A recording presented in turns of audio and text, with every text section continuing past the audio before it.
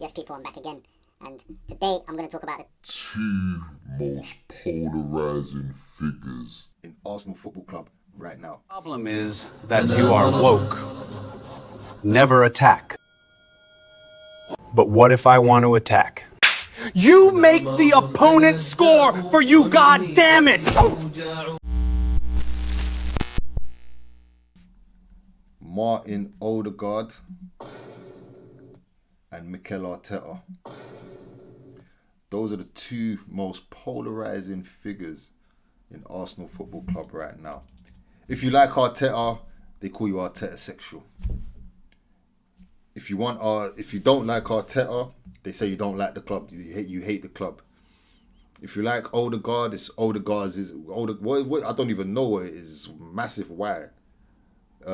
If you don't like Ødegaard, you can't see the underlying stuff.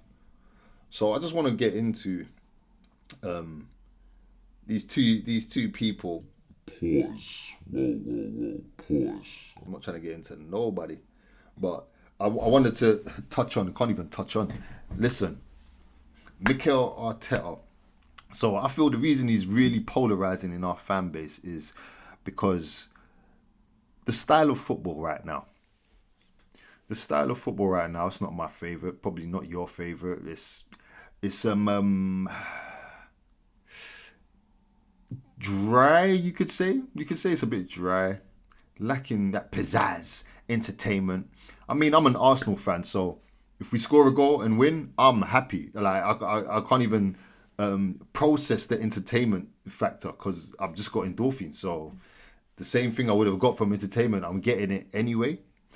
But for the most part, yeah, it hasn't been that free-flowing, intricate passing, transitions, through balls, long shot. It hasn't really been a lot of that. There's been some of that, but the bigger side has been like scrappy goals, couple set pieces here and there, last-minute winners, and just... I would say not convincing wins, but the defense makes me convinced, if that makes sense. The attack, the way they score and the goals they score doesn't really. I'm like, man, it's not convincing. But then when I look at how the team is defending, I'm like, yeah, convincing. You know, I think we've only conceded 3 goals once in the last, whoever knows how long. So, but I understand where fans derive their frustration from. I'm trying to give an unbiased take, even though I have been labelled an Arteta sexual before at times and whatever, and I've never really been an Arteta out guy. So I don't know how unbiased I can be, but I'm going to try and be unbiased. So if I think about Arteta's tenure at Arsenal, I feel like it is kind of unfair to attribute it all to defensive, pragmatic. He's like Mourinho, Simeone. I don't think that's true at all. I actually feel a better way to understand it is that I believe Mikel Arteta has just adapted to every situation he's had to be in. When he first took over the team, we were weak, we were feeble, we couldn't defend. So he put a back five. He said, we're going to do this first. We're going to shore it up first. We'll do a back five. We'll have our pattern of play, how we score our goal. I don't know if you remember, it used to be like Pepe cut back in, back post, or Aubameyang. I think we've done that a few times. And yeah, so I feel like when he took over, to steady the ship, he had to become a bit more pragmatic. When I said FA Cup, no complaints whatsoever. Cool.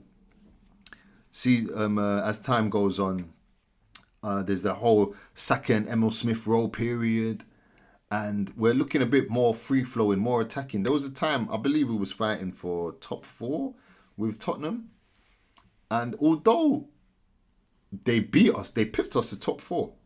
I remember at the end of that season thinking to myself, cool, City, Liverpool. After that, I wasn't scared. I was looking at Chelsea, I was looking at Tottenham, and I was like, bruv, the way Arsenal were playing towards the end of that season, I was like, no way, man. I think we're almost there.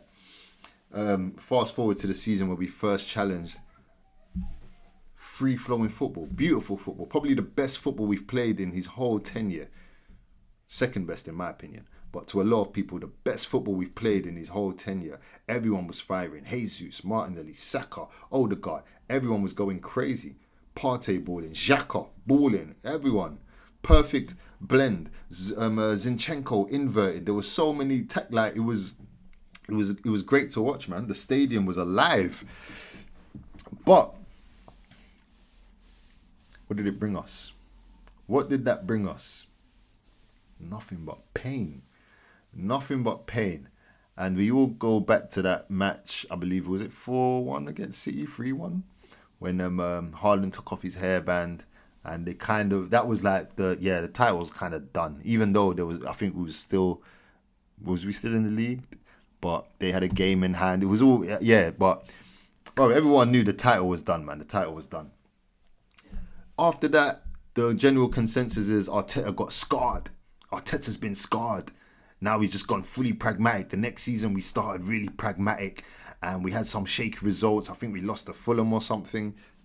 But then, second half of the season, I believe second half of the season, what did they went to buy or some nonsense, put Havertz up front, and then from there we went crazy. Second half of the season we went, and to me that was the best football I've ever seen Arsenal play. That's the best football in terms of in Arteta's tenure. I think that's when we went on a winning streak and we only lost one. The one game we didn't win was the one against Villa at home. And yeah, for me, that was great football. And a lot of that, I believe, is also from Ødegaard's role. I feel like that season, Ødegaard's role became redefined. So the season before, most non-penalty goals for a midfielder in a season. The next season, he's not playing that high up the pitch. We need him deeper to progress play. I think Partey was injured, and although we're playing Declan Rice deep, it's not one of his strengths receiving the ball from the centre backs and progressing play. So we had to put Ødegaard down there, and boy, he was balling out. He was balling out. It was a touch by Arteta. Like, there was no complaints. Fast forward to the next season. By the way, yeah, we didn't get over the line that season. I think that was our best challenge, I think. So, yeah, we didn't get over the line that season. And the next season, riddled with injuries to a point where I feel like it wasn't even really possible to implement whatever style of play he wanted. It was more just about shoring up, plugging gaps, keeping pace, trying to keep pace with Liverpool, not get knocked out. It wasn't really, that wasn't us building our identity. I remember front threes of Sterling, Marino and Nwaneri. Like, it was tough. It was tough. So I don't feel like that was a fair season to kind of judge his style. Whereas this season, he's got everything at his disposal. He can do whatever he wants to. He can do anything he wants this season. And the style he's gone for, or the style that, whether he's gone for, or the style he's been forced into, is this very pragmatic, only build up when the defense is settled. Like, there's no, like, transitions are, don't do that, mate. Saliba's not in place. Gabriel's not there. Do you know what I mean? It feels very, attacks are very structured. The attacks are almost like defense, when really and truly defense, yeah, you concentrate on the structure, you concentrate on where you're going to stand, you concentrate on, you know what I mean, what your role is there. Whereas attack, I don't feel like it's the same with attack, but I feel like with Arsenal, it is. It's all about structure, it's about where you're going to stand, and it's about, like, it's not as fluid as one would like it. Now, is it working? In the league, you can say, yeah, that's working. It's got us to where we are, 9 points ahead with City with a game in hand, and we've looked the most consistent. It has given consistent results. So I can't. It's hard to bash it. It's hard to bash it. But then you come to games like the Carabao Cup final, and you feel like, cool. Is the manager able to just switch from that to that now? Now this is a final. You got to adopt a whole different mindset. Whatever you've been telling them every week in the locker room for the league, that's different now. You got to come with a whole different approach, and that style of football, I don't want to say it can't work, but obviously we saw it didn't work, and I do believe that personnel was the biggest reason, in my opinion. You put Raya there, you put Ødegaard there, you put Timber there, totally different game, Eze, But regardless, this is what you had on the pitch. You can see what's happening. What did you do to change that? What did you do to break that City front block, whatever it's called, mid block? I can't even call it a mid block. It was their front line. What did you like? What was the next idea? What was the substitute? What was the move? Everything just felt a bit too slow. Everything just felt a bit too late. It almost reminded me of when we played Liverpool at Anfield and we were winning. I believe we were winning 2-1, was it? And I'm looking at the team and I'm saying, yo, Zinchenko is having a tough game right now. He's done his work going forward, but now we need to defend. Bring on Tierney. I'm looking, thinking, bring on Tierney. Bring on Tierney. Boom. Zinchenko gets done by Trent. Ball gets shipped into the box. I think Firmino, someone scores. And I'm like, bruv, why isn't Tierney on? The camera pans to the touchline. Tierney standing with Arteta. They're waiting to bring him on. It's too late. It's too late. And I don't know if that's a thing where Arteta has to be more proactive than reactive, because I'm sure there'll be loads of people in the comments giving me loads of other examples where he has made the sub in time and it's worked out for us. But just going off that cup final, that was too late. That was way too late for me. And I think it's fair to judge him on that. It's a final. Your first final in a long time.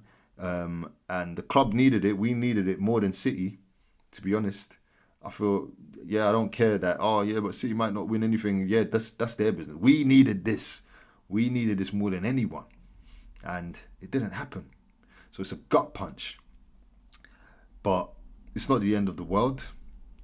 Out of the 4 cups available, it is the least desirable. But again, we're not in any position to be turning up our nose on any cups. So I feel like with Arteta, I need to... Boy, there's more cup games to go. Let's see if he's learnt from that. Let's see if he'll still show loyalty to the second choice keeper. Let's see if how long he'll wait to change things when it's clear to see that we can't do anything. So I feel like for his tenure, for what he's spent and what he's won or not won, there's it leaves you feeling like there should be more to this. But again, with context, knowing who he's going up against, it being this is actually his first ever job as a manager. This is his first ever job. He didn't go and manage in Portugal or Holland or flipping, I don't know, Norway or something, and then come here. No, this is it. First job, big lights.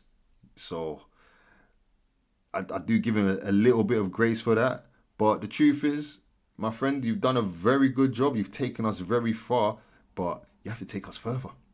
You have to take us further. And this is your last chance. In the fans' eyes, I don't know what the board or the Arsenal will do, but in the fans' eyes, this is your last chance, man. And I don't think we're gonna win every cup. I think we're gonna get the Premier League. I'll hope for another one. But when we crash out of one of them cups, just be ready, because this Carabao Cup one was like people didn't really. The other ones, be ready, man. So that's my kind of take on Arteta. I don't think he is a defensive manager, defensive coach. I think he just adapts to whatever the league is presenting. Right now, the league is presenting, defensive. I think there's only about 9 players with double-figure goals, whereas last season and the season, it averages to about 23 players usually on double-figure goals. So far this season, we're on 9. Obviously, there's a few games to go. Some people are on the verge of 10 goals, so that could change a lot. But it just shows that he's adapting to what this league is putting out. So the league is putting out like a lot of defensive work, hard like athletes, and that's how he's molded his team. And I think that's what's got us to this point.